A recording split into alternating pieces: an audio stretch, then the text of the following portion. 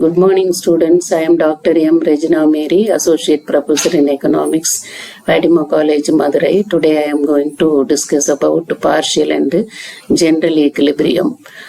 Partial equilibrium deals with the equilibrium position of a single market or a part of a market. According to Professor Stickler, a partial equilibrium is one which is based on a restricted range of data. The Marshallian economics is mostly a study in partial equilibrium analysis.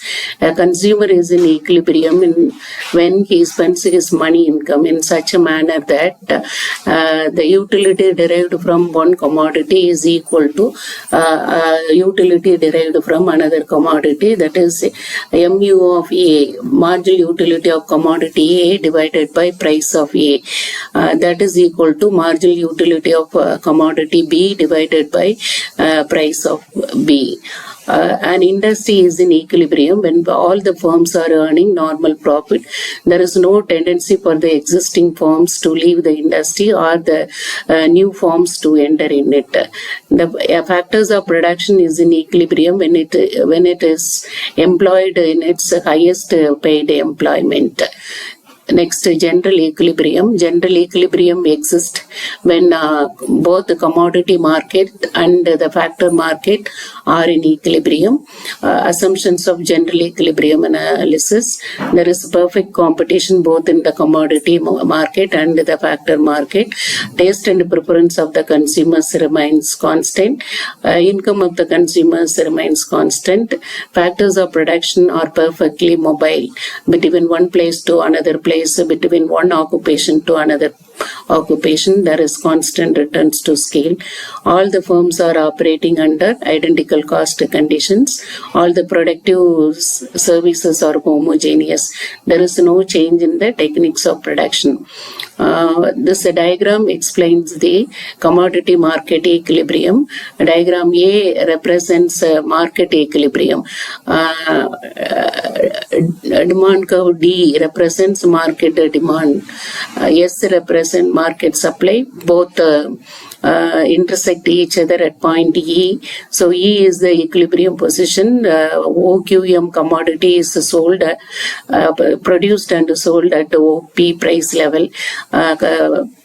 Picture B represents firm's equilibrium. MC cuts MR. Equilibrium is achieved at point E1. The firm produces OQ amount of commodity and sells at OP price level. All the firms are enjoying identical cost conditions. This diagram represents the single firm's equilibrium position. All the firms are producing the same OQ amount of commodity at OP price level. Next, we are going to discuss about factor market equilibrium. Diagram A represents market equilibrium. D curve represents demand for factors of production in the market. S curve represents the supply of factors of production in the market. Both intersect each other at point E. ON quantity of factors of production are employed at the OP price level. Here, OX axis represents diagram B represents firm's equilibrium position. Here MRP represents marginal revenue product curve. MFC represents marginal factor cost curve. Both intersect each other at point E1. So the firm employs OM quantity of factors of production at OP price level. Finally, general equilibrium refers to equilibrium of both the commodity and the factor market. Both the markets, commodity markets and factor market, attains equilibrium simultaneously. Thank you. Any query, you contact me.